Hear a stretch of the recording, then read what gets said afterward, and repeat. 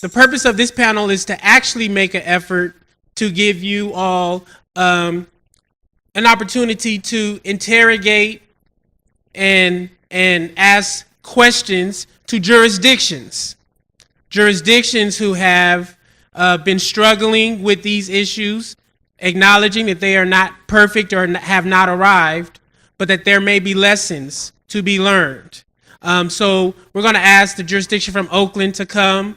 We're going to ask the jurisdiction from Los Angeles to come. We're going to ask the jurisdiction from Providence, Rhode Island to come. And I believe those are the three jurisdictions that will, again, serve as a catalyst for a conversation. Certainly not the folks who will supposed to have all the answers. So y'all come on forward, please. Take your places here. So again, we have Providence, we have Oakland, and we have Los Angeles. To get us started, so in the construction, again, of this agenda, the thought was that we would try and, bring some jurisdictions that would have some diversity around the kind of community and policing partnerships over time that will be transparent and honest about their challenges and their successes. So knowing that many of them are very vulnerable sitting on stage or on the panel, I certainly would hope that we would, be very curious about what they say, but still ask the hard questions that need to be asked, and learn and be a sponge as well and absorb and imagine how can we continue to create these common agreements that we can move towards by the end of our sessions. So I'll start with Providence, particularly if we're thinking around, the opportunities and the challenges in developing unlikely alliances, knowing the work that Providence has done over the years since we've been in these conversations. You've had, multiple police chiefs and community partners at the table. Can you talk a little bit about what kind of challenges and successes you have had maintaining this trajectory over time? And what lessons could you just offer up, again, as a catalyst and a stimulus for our conversation? And again, imagining trying to be as concise as possible. Sure. Thank you. Thank you for having me. It's a pleasure to be here. Providence is your typical Northeast city.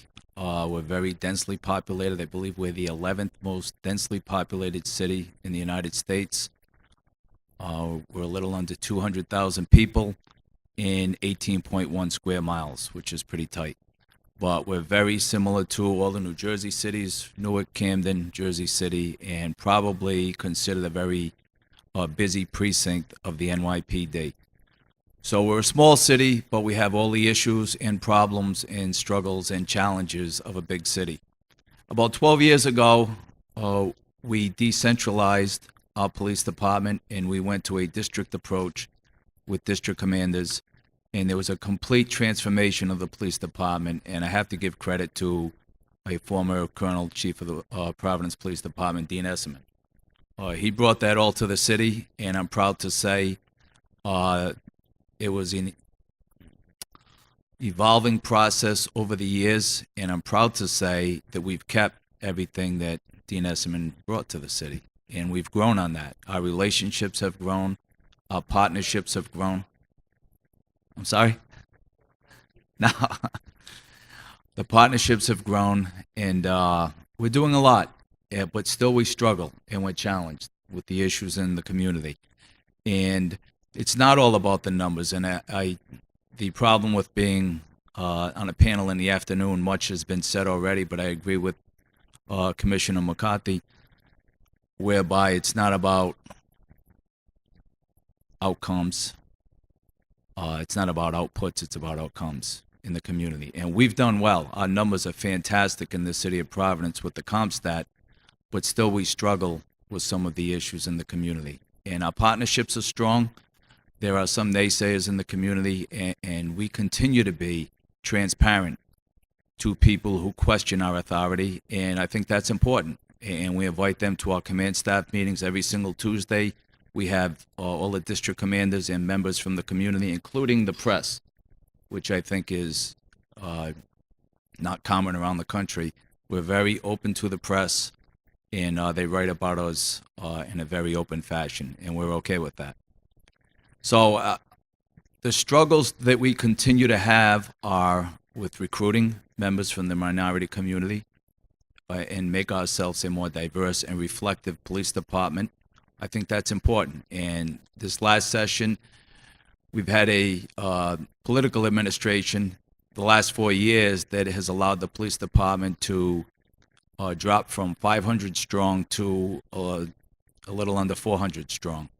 So it's been a change in the department. We've been able to keep some good numbers crime-wise. However, we've lost a lot that we've been able to provide to the community in terms of our outreach and community policing efforts. We still remain strong in those particular tenets. However, we can certainly improve. We're in the midst of a police academy with 53 members, and it is the most diverse academy we've had in the history of the Providence Police. So we're proud of that. And again, it takes time. There's a process that needs to take place, and that is taking place. And 3 of the mayoral candidates who are up this September, November in the primary in general have indicated they would like another 50-person academy, and will remain strong on that front of recruiting diversity within the police department. I think it's important.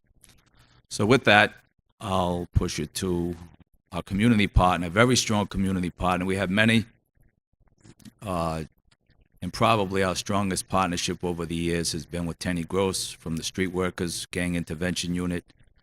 I would argue that he probably is considered the best around the country, and we've done some fantastic work. It hasn't always been pretty. It hasn't always been a cohesive relationship amongst the ranks, but I can certainly tell you from the command staff in Teny, it has. And I appreciate what he's done in the city of Providence. And I always say, it's hard to quantify what the street worker program has done in the city of Providence, but I will say whether it's through our successes over the years of reducing violent crime, and we've had great success, I would always say that whether it's been 1% or 40% or 80% from the work of the gang intervention and Teny has done, I'll take it. And we've done a fantastic job of reducing the retaliation type shootings. Thank you. I'll try and be brief since I had a lot of time on the mic today. You said it's like a marriage, right? The relationship. So there will be disappointments, there will be ups and downs, but there's certain commitments that come with a marriage, and I implied it before. If we have an issue with the department, things we hear, etc., from our gang members, or people not treated well, we will first courtesy. Again, it's bringing civility back to all how we work. You cannot be a partner. Like people don't want the police to shut down when there's an investigation against them.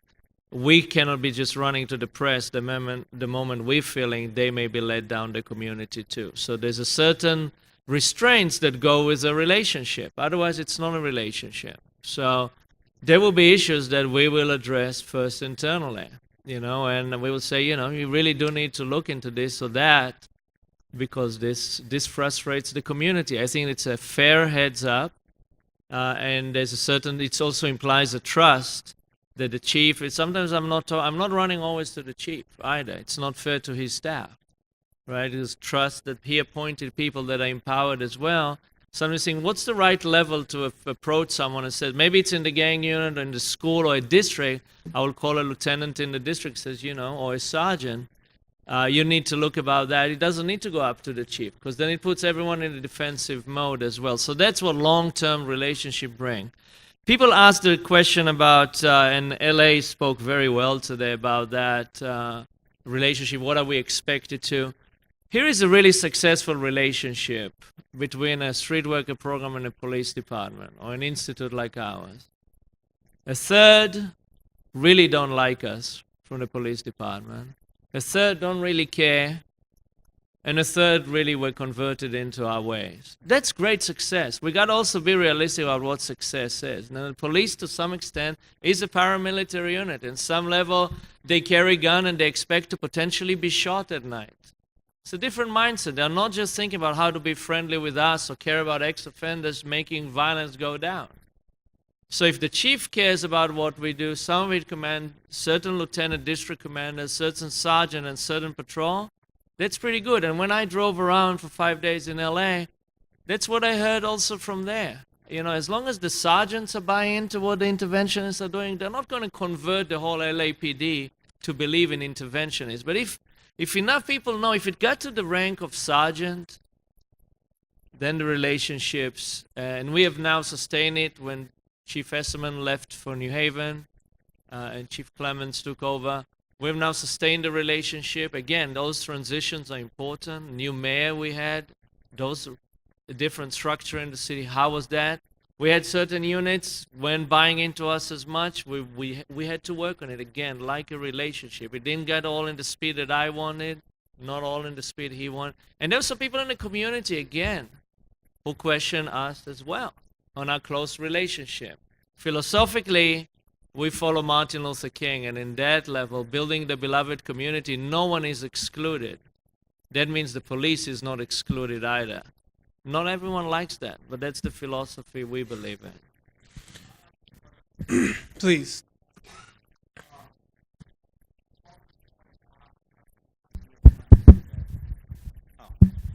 So the story is, my first month there, I worked a lot of hours.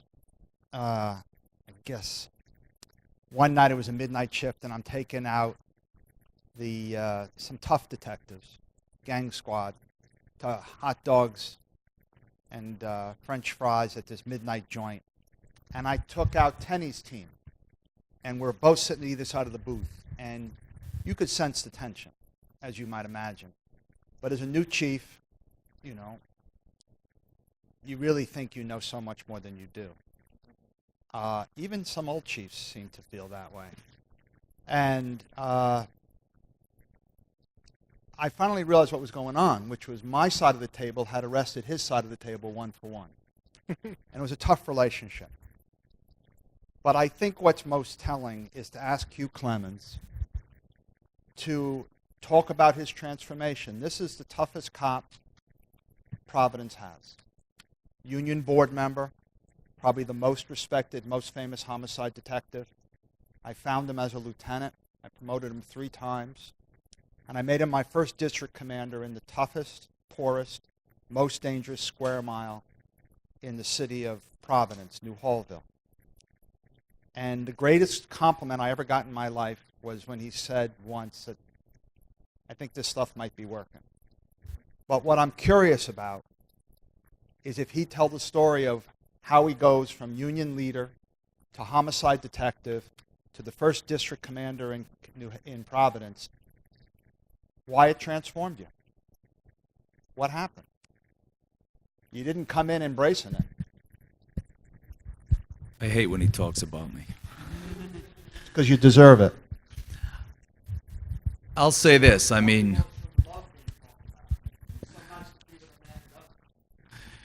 when the colonel first came, there was a strong resistance to his theory of change and the total transformation of the Providence Police Department. It's a very strong FOP-driven organization, which many of the Northeast cities can certainly relate to. There was a lot of resistance, and when I was named district commander, I truly think it's all about the people you put in leadership roles in the respective districts. I heard the commander from LA speak before, and I've heard people speak about his character, and that's important. When you have leaders who buy into something, in the end, they know the essence of that program is good for the community. I think it's easy for men and women who wear the uniform and the badge to follow. And truly, it's not about policing in that respective district or the neighborhood. It is about service, public service in that community or that neighborhood. And I think when you build that mindset to the people who wear the badge and patrol and work in that community, that's the importance of it. And I bought into it, and we were able to recruit the people who worked in our district, almost handpicked, who came to our district. And they knew by the respective leader, as they do now, what type of individual they're working for. And certain guys who may have some racist tendencies or who may tend to be heavy-handed or heavy enforcement minded. There's certain district commanders who just don't tolerate that, and they won't work in their districts. And I think the key is picking the right district commanders and promoting the right people. Unfortunately, we're contractually bound from sergeant right on up through testing, but it's all about putting the right people in the right places. It was easy for me to be transformed because I quickly saw it was the right thing to do in the community, and the success we had made it easier for me. Thank you, thank you. We have a delegation from Oakland, which I think we could easily swap this delegation out with Chief Jones and some of his team from Stockton, or some folks from Richmond, California, in the Bay Area. You know, we have all been able to see very powerful reductions, not only in homicides, but in officer-involved shootings, decreasing police officers on the street because of budget constraints, but also police chiefs and law enforcement leaders have stood up with community members to advocate against prison expansion and jail expansions in our counties, to advocate for more investment of resources at the state level into reentry programs and community-based models. So part of why we wanted to highlight one of these jurisdictions is certainly the delegation from Oakland is here, and I would love to give license to Chief Jones and David Muhammad and some of the other folks from the Bay Area, who I think we are kind of an informal learning cohort, to talk a little bit about how have we been able to bridge and create these partnerships in very contentious cities that have had historically racially charged conditions, police misconduct cases up the yin yang, and all kinds of stuff, community members who have been caught in generational cycles of addiction and drug dealing and violence. How have we been able to create the conditions where I think the culture of police departments and law enforcement through these partnerships have changed? So we have a good group here. I'll ask you guys to try to be as short as you can. I wanted to give a framework to kind of credential why we have you here, and maybe that may help create, again, some more stimulus for how we can do this work better when we go home. So we'll start with Reagan. Okay. My name is Reagan Harmon. I work for the Oakland Police Department. I am not a police officer. I'm a civilian manager within the police department, and I direct the ceasefire program, actually strategy. One of the things that we decided to do in Oakland when we began the implementation process of ceasefire we met with our community partners. And one of the things that came out of those meetings with our community partners, that one of our goals has to not just be the reduction of shootings and homicides, but also to build better relationships with the community. And I start out with that because Oakland is a city that we are still under a negotiated settlement agreement. It's been more than 10 years. Oakland is the home of the Black Panther Party. Oakland is famous for Occupy Oakland. Oakland is also a city where Oscar Grant was killed by a law enforcement agency. So that's some of our backdrop, and the fact that we are consistently ranked as one of the most violent cities in the nation and the most violent city in California. So with all of that as a backdrop, just to give the context, we had we still have an assistant chief of police who had heard about a procedural justice and police legitimacy training that was occurring in Chicago. We had the opportunity to go back to Chicago to look at their training. I want to thank Superintendent McCarthy for that, because Salinas, which is a smaller city in California, Stockton, as well as Oakland, was able to spend several days with the Chicago Police Department to learn about the procedural justice and police legitimacy training. One of the things, though, that we decided to do in Oakland that was different than some of the other California cities is that when we went back to Chicago, we brought our community partners with us. I talked about earlier with our ceasefire strategy, it is a true partnership. It has to be with our community in Oakland. And so when we went back, received the training, we brought community partners with us. When we came back to Oakland, we began implementing that training, not just with the sworn members of the department, but also non-sworn members of the Oakland Police Department. And in that training, we have community members teach part of the training. And I believe we are the only city in California that does that. And the reason why we did that is that the part that they teach is a module on race and history. So some of what we were talking about earlier. And we did not believe that it was the best thing to do to have people within the department tell the story of our community. So just in terms of some of the tangible things that we have done is that training. Again, it's not the end all be all. I think we are very much in the process. We have not reached the destination by any means, but I do think it has made a significant difference with some of our police officers. We haven't gone through the entire department yet, but it has made a tremendous difference to be able to have that dialogue, an honest dialogue that is not recorded, where the chief is not in the room, but again, with those line level officers who most people in the community have a significant amount of contact with. I'm LeRonne Armstrong, and I'm a commander at the Oakland Police Department, and I lead the procedural justice training for the Oakland Police Department. I'm also our community liaison officer for the department in our ceasefire program.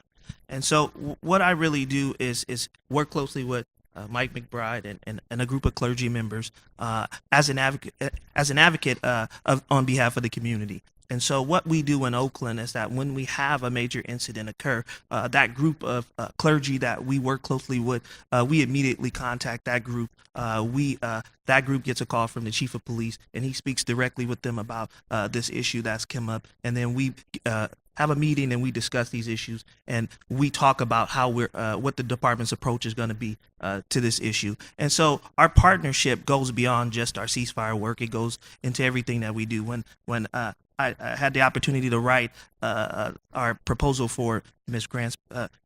Reagan Harmon's position, I wrote that proposal which included that she is considered our community policing strategist. And so beyond ceasefire, what we did was include her in all of our community policing strategy meetings. When we come up with a crime fighting strategy, she represents the community. And her job is continuously meeting and working closely with our community so that they have a voice at the table. And so whenever we come up with a strategy that we know is going to impact our community, she's in the room to really give us a community perspective. How is this going to affect this community? Who should we meet with prior to beginning this enforcement action? And that feedback informs us about how we approach things and the sensitivity of issues in that community. I'm very fortunate because I'm from Oakland, and I'm from one of the worst parts of Oakland. And I grew up in a really challenged area where violence and gangs was all around me. And my brother was murdered when I was young, and so I never had the idea of being a police officer. And so when I took on this career, it was one in which I didn't always think that it was a welcome a place for me. At some points, it actually was uncomfortable. 20 years ago, coming into a building who had a history and legacy of biasness and some issues within the community. And so coming into that department was scary for an African American officer like myself.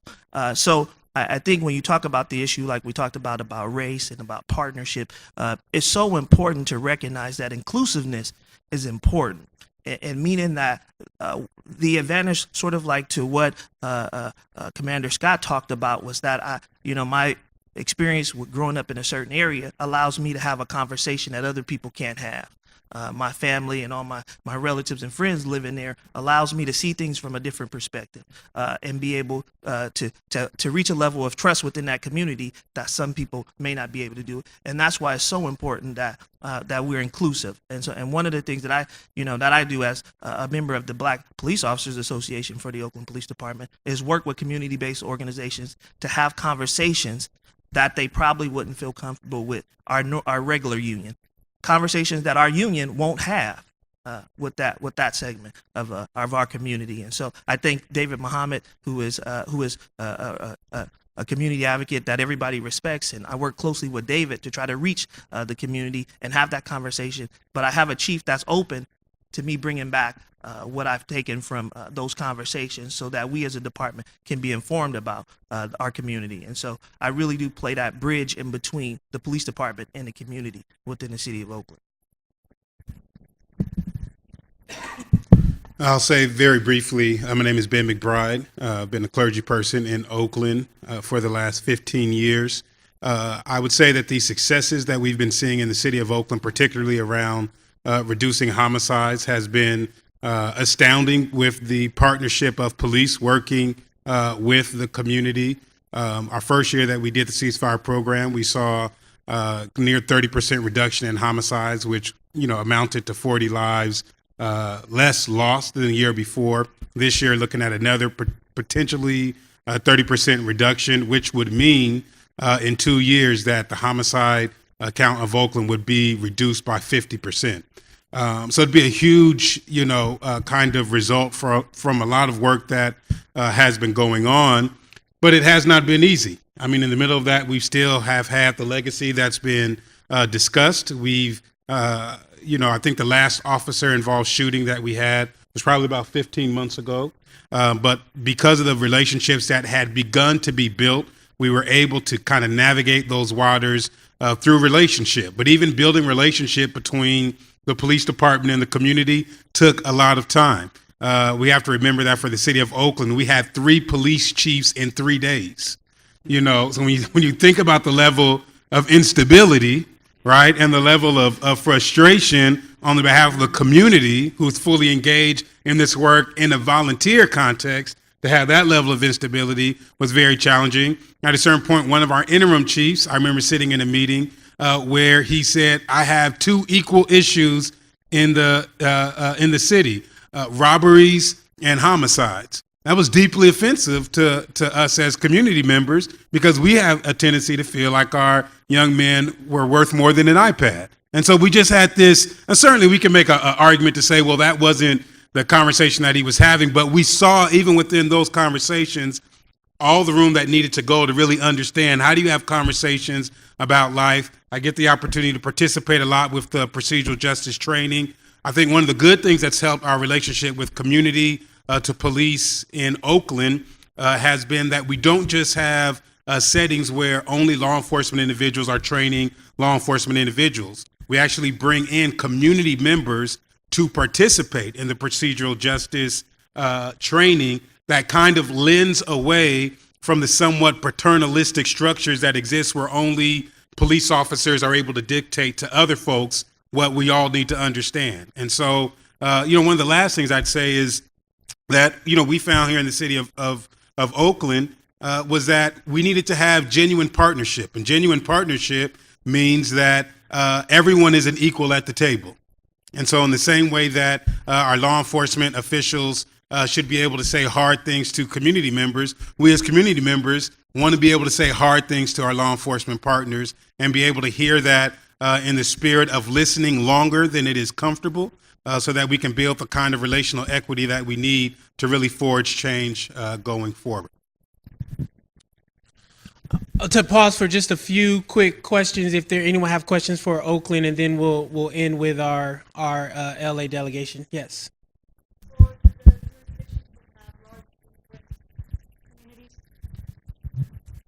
How do you deal with a section or a sector of your population that perhaps comes, from places where the police is also on the wrong side of the law, is known to be corrupt and whatnot, and they also feel disenfranchised because they're undocumented, and there is also a lot of connection between immigration enforcement and local police departments. I'd like to know what you're doing about that, or any suggestions that you may have, because this is something that's very real, and I think up until now, I don't think anyone has touched on this. Mm-hmm. I think we can, in Oakland, and Lieutenant Armstrong can, I think, add some more to this, is that in Oakland we do have a large immigrant population, mainly from Latin America, but also from China and other Asian countries.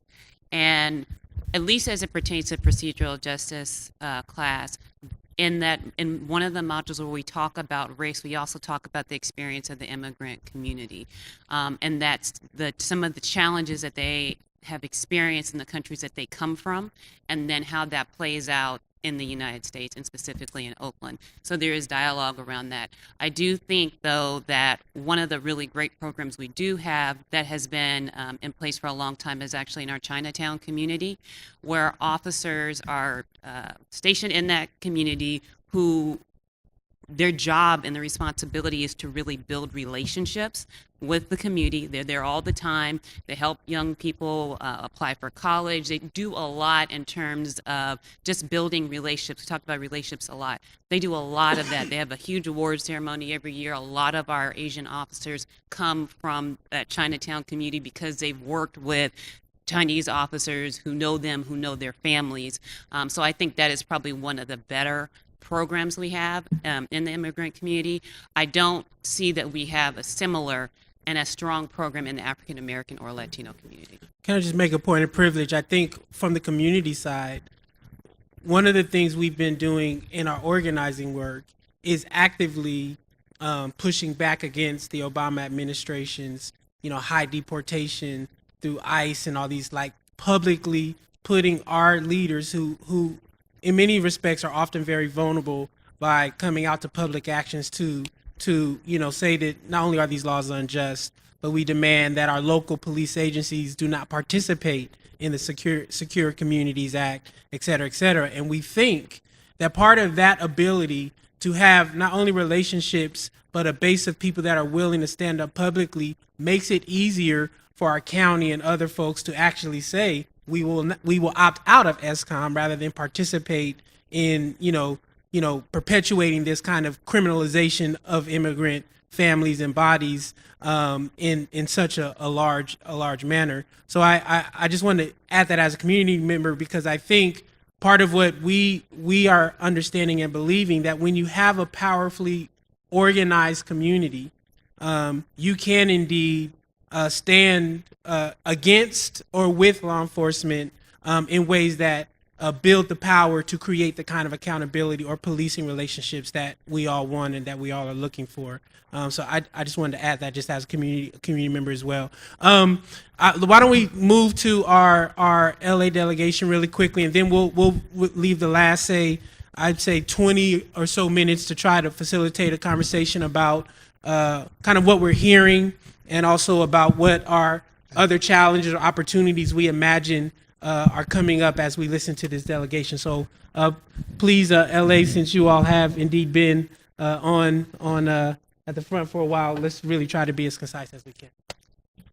Okay, and I think what we were going to talk about is the gang intervention piece and the relationship building and how it evolved and some of the challenges. And I want to go back to early 2008 when we had a shooting and a shot caller from one of our gangs was killed.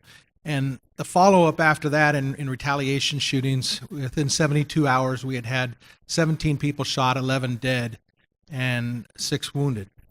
And we were just really getting started developing the relationships. The process had not been pushed down to the officers in the field, and so it wasn't nearly as effective as it should have been. Some years later, we had a similar type shooting involving some of the same gangs. We had very, very strong relationships built within the police department and intervention. Communication was good. It was pushed down to the officers. And in order to be concise, we had a shooting where 2 people were killed, and we never had a retaliation shooting after that because we developed a 3-pronged approach over the years, and that was to respond to the scene, get intervention out to the scene, communicate back and forth with intervention. I learned a whole new language talking to Petey. When we talked about earlier, intervention is not going to come and tell you who committed the crime. But what we have kind of come to an understanding is that when we do the suppression, because that's one of the 3 prongs, it's investigation, intervention, and suppression. The investigation goes on so that we can hopefully get somebody in custody who committed the crime so that there's a feeling of justice. The suppression is targeted suppression and using intervention to make sure that we're doing the suppression in the right neighborhood, not just going out to every place that we as a police department think might be involved, because we don't know. And a lot of times we find out from intervention that this is not over what we think it's over. It's over something completely different. The other part of the communication piece is I go to those neighborhoods and tell them, we had this happen. We're going to be doing suppression in your neighborhood. So it's an open line of communication. We had those 2 shootings occurred, that we didn't have any retaliation, and we had suspects in custody within a couple of days because of the communication flow, because of the trust that was built. Oh, thank you. My name is Jerald Cavitt. I'm executive director of an organization called Chapter 2. I'm also with the Urban Peace Academy. I've been doing intervention work in Los Angeles for 15 years or so. I've been to over 500 murder scenes in LA. I was part of the first team that sit down and help build a relationship or collaboration with law enforcement. At the time when it was really not doable from law enforcement's aspect and the community's aspect. And when I say community, I work for the community.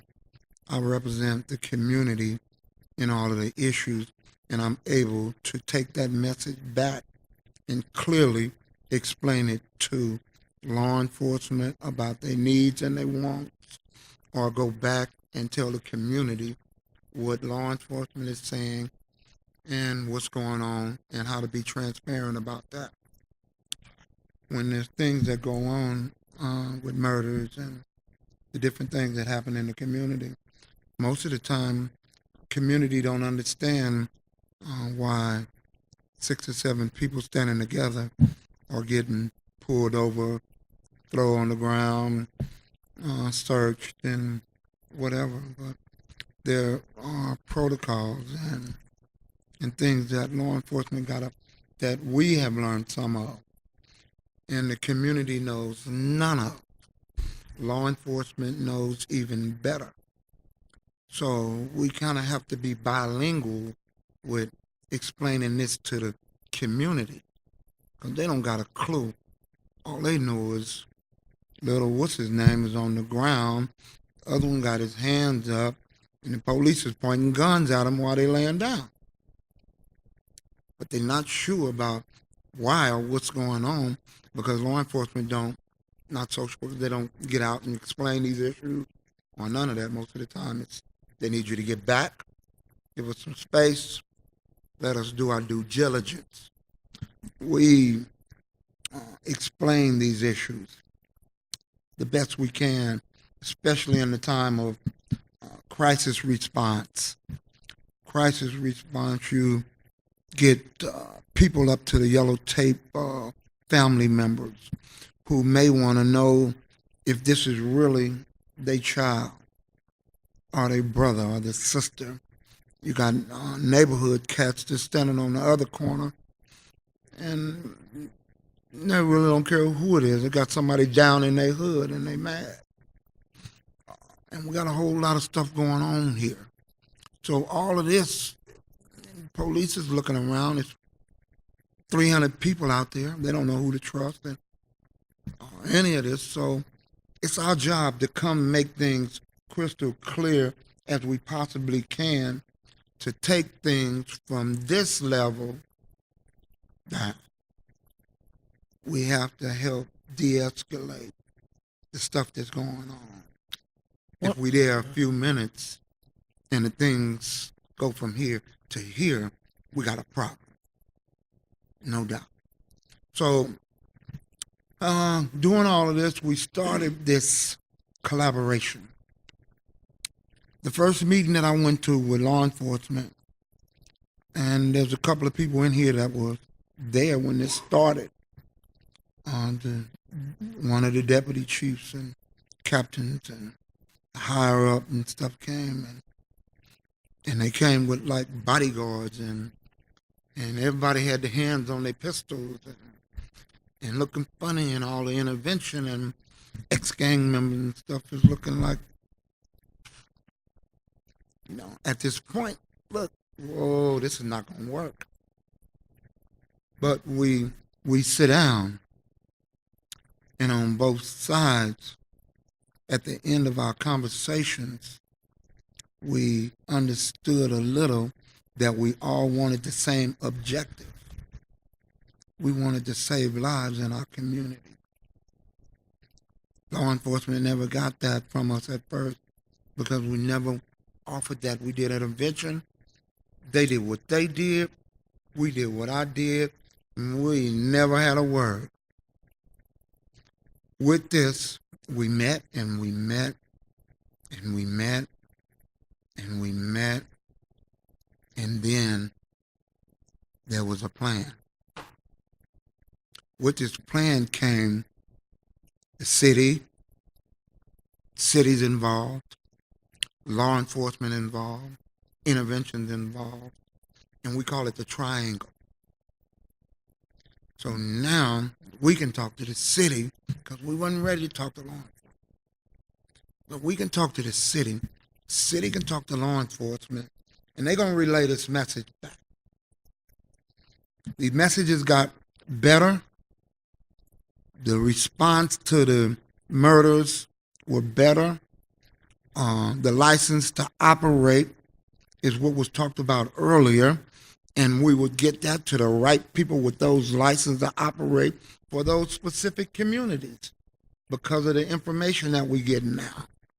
And we know you just can't say I do intervention and I'm going over here in this corner and I'm going to do it and all is going to be well. You may do an intervention and you may not be able to go over there in that corner.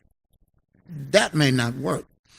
Communities are at an uproar and they really don't want to see a non-familiar face or a face with not credibility in their community. Most of the time it would be good if you tied down there, but if you're not, then you need to have credibility that people believe in and they need to know about you. And then that opens the door for my LTO to work. Or my LTO don't have to work for me, but it will give me an opportunity to call somebody that has that LTO, that has the respect for what I do, and will go in and let me know. And can we come in? Can we sit down? Can we have this conversation? City will call law enforcement back. Look, they in there. They in there. Give them a minute. Hold on. And things started working. We started meeting. We started exchanging numbers. We started getting calls directly from law enforcement to the agency or to my phone, me as an individual. And we get people to these crime scenes and these murder scenes or to the hospital or to help set up funeral services, which is very important. You can't take a procession of 200 gang members and make a left and make a right, turn down that street closest way, and you at the cemetery. You may run through 4 or 5 or 6 rival areas, and people are already upset and hanging out moonroofs, and you may have a lot of gunfire. So it don't work like that. We have to get all these things together, and we have to coordinate. We have to help law enforcement and clergy coordinate how these funeral processions should go. And this is after a while, and we've formed a little relationship. After a while, we had a shooting in South Central LA, and a guy was shot dead in a club, and the only people were there was his members from his neighborhood. The members from his neighborhood knew the work we did. I worked closely with one of them. We talked half the night about this issue. They said, look, we know what you guys are doing here. I talked to my neighborhood, and if you guys believe in them, then we'll give you the gun to give them. No, you won't give me the gun to give them. That won't work. That definitely won't work. But let's see what can work. And we made some stuff happen. And we got this community on the phone, and they directly communicated with law enforcement. Law enforcement called and let me know what was going on. At 4 o'clock in the morning, I mean, they came in like SWAT, just protecting themselves, and they retrieved a gun that was placed there for them. They in turn came back and told the community later, you guys are clear. We're not coming through there. We're not finna tear that place up. This guy had the gun. He shot himself. It was an accident. This was some of the first stuff that really, really worked. Does all of it work? Thank you. So No. that 1 minute, please. Does all of it work? No. We've been there and law enforcement shot somebody in a community. But what we would like to see is the community to be able to gather, to ask the questions, everything that they need answers for, whatever that looks like, and move forward. We don't want to go 10 steps backwards behind transparency here, but find a way to move forward and for law enforcement to be more transparent about that. Now, is the whole LAPD system like that? Of course not. You got intervention that I wouldn't go across the street with. You got LAPD that I'll say, no, thank you very much, but I'll take this up later with such and such and such and such. Thank you for your time, sir. And we move on. But when we're doing this in a respectful way, we able to still build and go forward. And now he took my time, so I gotta go. actually your boss took your time. She wants to have 30 seconds just to put a quick bow on that. Ladies and gentlemen, I just want you to know that Chief Beck of LAPD reveres Jerald Cavitt because he single-handedly stopped a war amongst the Crips. You wouldn't have wanted to know him in his previous life, but you were looking at a genius of the streets. He is a major general in the streets of LA, and LAPD reveres him. The other gang intervention workers who are here are also giants in their field. You have Mike Garcia, who created a way to keep hospitals safe because the gangs used to shoot up their hospitals after retaliation shooting. Since he put his program in place, there have been no shootings at any hospitals for over 17 years. So the gang intervention workers who have come to this conference, Susan would know because she's an expert in this area. But when you look at Ron Noblet, you look at, where is he? Hayward, where is he? I don't know where he is. Here he is. Here he is. He's outside. But please understand that the gang intervention workers who are here are giants, and they have put their lives on the line, and law enforcement will testify about them. But I just wanted to let you know. Thank you. Let's appreciate the jurisdiction. So I think we have about 15 minutes, about 10 minutes. Yeah, Preeti, about 10 minutes to try to just take some conversational questions or remarks, responses to what you've heard, or maybe even some components of lessons happening in your own jurisdiction that could, again, contribute to the conversation. Brother David Muhammad, please.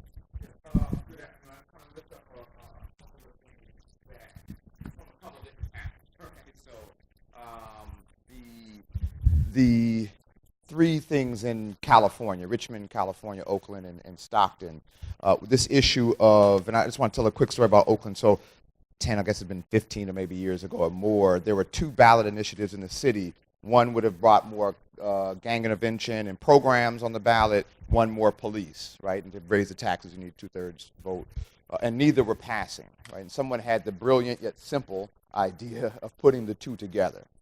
And it overwhelmingly passed, right? And so Measure Y in Oakland, which puts about 63 police officers, pays for 63 police officers, $4 million off the top to fire, and approximately $67 million a year for prevention services, intervention services. It pays for the street outreach workers in Oakland. It pays for the vast majority of services provided to the ceasefire clients, including some incentivized money, and has made a tremendous impact. Similarly, in Stockton, there was a recent measure just passed which does a similar thing. I know Chief Jones is about to get like 100 new officers, a third of the force going to be new, and creates the Office of Violence Prevention in the city of Stockton, right? So a city government agency whose sole purpose will be to coordinate the issue of violence prevention in the city. Somewhat modeled off of what we were able to do in Richmond, California, which was create the Office of Violence Prevention, now known as the Office of Neighborhood Safety. Again, a government agency whose full-time job is to work on violence prevention. In Richmond, which received a lot of international news. Some of the headlines were horrible, but the content of some of the stories were good, which was around enrolling the highest, the folks most likely to commit violence, same ceasefire strategy type of work in a fellowship where they receive stipends to engage in a life plan to change their lives and also engage in educational excursions around the country. When I was the deputy commissioner of probation here in New York, they came to New York, spent time in New York. They've been to South Africa, they've been to Mexico, and these were folks. One of the things are we're not going to take just one gang on the plane, so you've got to go to these places with your rivals, and it has been transformative. And all of these places have seen incredible results out of this work. So I wanted to lift up this issue of the government partnership to pay for law enforcement, but also service supports and opportunities and coordination around the violence reduction efforts. Great point. Chief, please. Eric Jones from Stockton, California. And I just wanted to highlight that tax measure in Stockton, which brings additional police officers, but also some other strategies, because the answer isn't just more officers. And the reason we decided to design an Office of Violence Prevention was to institutionalize the ceasefire work or the Violence Reduction Initiative work in Stockton, because we did ceasefire before, and it worked. And this was in the 90s, mid to late 90s, and then we stopped. And the reason is because, as you all know, elected officials change, city managers change, police chiefs change, and with the new leaders usually comes some sort of new tactic. And you take your eye off the ball, especially when it comes to violence reduction initiative that's community-based, collaborative, and it's about messaging and communication. Example in Stockton is the new leaders decided to redevelop and build new arenas, and that was the priority. And then violence just skyrocketed. And so we knew we as a city had made a mistake. And so we also recognize that as new leaders come into play, whether they be within the police department or at the elected level, things change and people want to do new stuff. So that's the reason we have the Office of Violence Prevention, is to institutionalize it within the city so it survives beyond changes in city leadership. Thank you. Any other questions or thoughts to what we've heard? I know we're running low on fuel here. Brother App? I don't think this is the precise right moment, but there hasn't been a right moment up to this point. I just wanted to talk a little bit about the street work as evidence-based, meaning that it's justified by strong research. And one of the things that we did in the state of New York when we were looking at revamping our anti-violence work around the state outside of New York City is we said we've got to take a real look at the evidence. And I just wanted to very briefly share what we found doing a review with David, Teny, John Clofus, and Tracy Mears, as well as reviewing sort of all of the evidence through various evidence-based program registries. And we've found basically that 6 strategies, not including prevention. I just want to point that out, that we were not including prevention because we didn't have the authority to use the funds for prevention. 6 strategies had been proven with strong evidence. That doesn't mean that they're the only 6 strategies that worked, but in terms of national evidence of effectiveness, there were 6 and only 6. And they were these: problem-oriented policing, hotspots policing, focused deterrence, street work, SEPTED in all its forms. That means environmental approaches to crime prevention, and procedural justice legitimacy work. And what we did, and as we tried to translate that to practitioners and people around the state, is we basically said, if you're going to use these funds, you need to have four things. If you're to use our anti-violence funds effectively, you need to focus on hot spots. You need to focus on hot people. You need to have an alignment component where you're making sure that all your anti-violence resources are pulling in the same direction, and you must engage all the relevant people, the community, the stakeholders. And one of the things that this conference, I've been somewhat absent from this conversation because I've been working, at the state level for a year or so, is to see the conversation advance. And we are really starting to all coalesce around these ideas, and it's very, very powerful. So thank you. So I'd like to just throw out a challenge as we continue to talk. So I do think there are best practices that are aligning, still a lot of gaps. But if it is indeed the case that there are 18,000 police agencies across the country, many Fergusons, if you will, and still in Oakland and New York and LA and Providence, all these other places we're talking with today, still challenges around racial profiling, challenges around police legitimacy and excessive force, etc. The question I would love for us to be thinking about as we talk about the jurisdiction and even our own knowledge base, what are strategies for us to begin to bring this to scale, right? So it is one thing for us to only focus on the big cities and municipalities. But again, there's, I think, 70 cities out of the 19,000 cities in the country represent about 40% of all of the gun-related homicides that happen in this country. So that leaves well over 18,900 cities and municipalities that are still in need of, I think, some of the knowledge base and catalyzing and stimulating and challenging that's happening in this room, acknowledging we have a long way to go. As we think and wind down this part of the conversation, can we also be thinking, if anyone has any brilliant ideas, how do we scale this up? How do we take what we're learning, the best of what we're learning, and begin to scale this up, impact other police chiefs, community members, activists, young people, all the knowledge base, so we can begin to actually transform the police community relationships all across the country? I think I saw my brother's hand first from Canada, and then we'll go to the chief. Well, sorry, I don't know your name. I don't want to just... I thought we were answering that question. What you and I talked about last night was that when the Justice Department reached out to a few of us to ask thoughts about Ferguson, I said that I think our silence at the local level is deafening and is misinterpreted.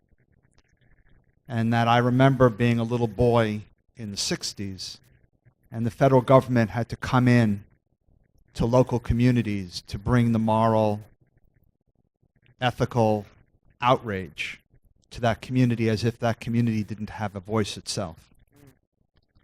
So I was wondering if this time, as my little children are watching those newsreels of what's going on in Ferguson, they're seeing the same thing I saw.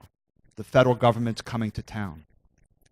And maybe we need local leaders across the country to speak out.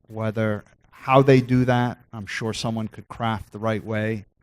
But I would think that there are many of us who wear a uniform and those who don't, who would be happy to stand up and be counted, that what we saw in Ferguson isn't what we represent.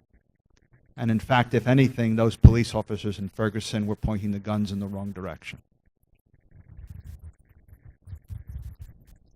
Stand up then. No, I'm just playing. And let's make this the last. This is the last one? Okay. We're going to take note of that as a recommendation. So my question, since we have practitioners on the ground, I wanted to turn to sort of a vexing matter that, Gary called out the elephant in the room, firearms. And I just wanted to follow up on how practically the issue of firearms has been addressed in the communities that you're all working in, because that seems to be a huge issue that no one's really talked about yet at length. And on that point, maybe a supplementary question to the police officers in the room is, why aren't police agencies actually talking more about this issue? Again, coming from Canada, that godless socialist country, when there was an issue of a national firearms registry, the police were actually at the forefront saying this is a public safety issue, and it is in our interest as police officers to know who has guns and who doesn't, and not that should be a clamp on the rights that you have here in the United States with respect to gun ownership, but it just seems strange that police are not commenting very publicly about the implications that stand your ground laws have or concealed firearm laws have on the health and well-being of the citizenry that they're meant to protect. We have a couple law enforcement leaders up. I don't know, Chief from Providence, or I don't know if any of y'all want to jump in on that. Sure. We remain in Providence laser focused on gun violence, and I think we've heard it before, where it's less than 1% of the individuals prone to gang activity who are actually carrying and using firearms, and we're laser focused on targeting those hot people in those hot places. As far as the legislative portion of it, it certainly becomes a very complicated issue, and locally in Providence, we've been up at the Hill, the State House in Rhode Island, addressing that issue in many different fronts, and as you know, around the country, it's a hotbed issue, and it's pretty complicated. But I think we have a voice at the State House, and we're strongly in support of all that legislation, which limits the amount of firearms out on the streets. All right. In California, we have a number of statutes on the books regarding guns, and the guns that are used in the violence that we see in the community is really, the vast majority of those are committed by people who have stolen firearms, and I can't remember the last time I recovered or saw a weapon that was recovered that was registered to the person that used it in a crime. And so I'm not sure that's really the answer. Just in my little area, we've made really I think 195 gun arrests this year for possession of a firearm. And in almost every one of those cases, those are not weapons that are registered to that person. They're stolen, they're shipped in from other states, shipped in from other countries, and I don't see that a new or different law is going to fix that part. Well, we're actually way over time, so sorry, Tim. Yeah. But I think I'll just say what I think Teny may be wanting to say. We do believe that there does need to be better common sense gun laws on the community side. And we have had to do a lot of conversion to a lot of us who just do the street level work, that policies could indeed reduce the availability and access to guns. And quite frankly, we have had to have some conversion moments with some of our law enforcement folks, because I think they've been jaded as well on the ground about can a policy and can a law actually fix it. I think to your point, there does need to be a lot more effort to figure out how do we put these kind of relationships better in alignment to create a very powerful national narrative around this. But again, it's one of the many things that I think we all have to take away and learn from and commit to doing when we get back to our local communities. Let's appreciate our panel. We're over time. Really thank you all for participating.